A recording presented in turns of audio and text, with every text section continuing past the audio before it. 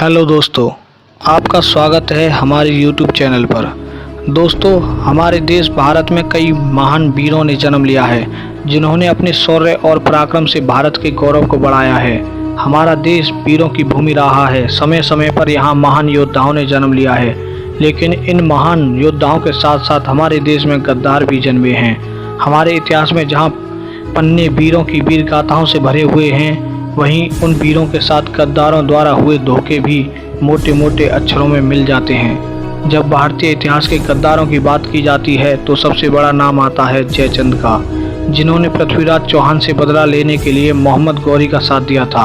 आज हम इस वीडियो में जानेंगे कि क्या वास्तव में राजा जयचंद गद्दार थे, कैसे उन्होंने पृथ्वीराज के साथ धोखा किया था, कैसे उन्हें इसके बाद पछताना पड़ा।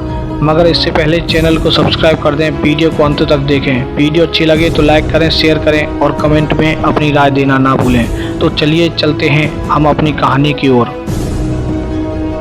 राजा जयचंद कन्नौज के राजा थे। अजमेर के राजा पृथ्वीराज चौहान उनके मौसेरे भाई थे। दिल्ली के राजा अनंगपाल इन दोनों के नाना थे, लेकिन राजा अनंगपाल ने दिल्ली का राजा पृथ्वीराज चौहान को बना दिया, जिसके कारण जयचंद पृथ्वीराज चौहान से चिढ़ते थे।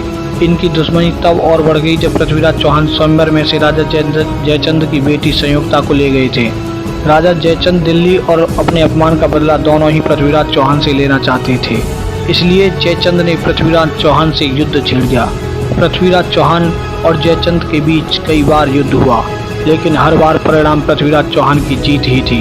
लेकिन इन युद्धों में पृथ्वीराज चौहान के बहुत से खास सामंत मारे गए थे, जिसकी वजह से उनकी सेना कमजोर पड़ गई थी।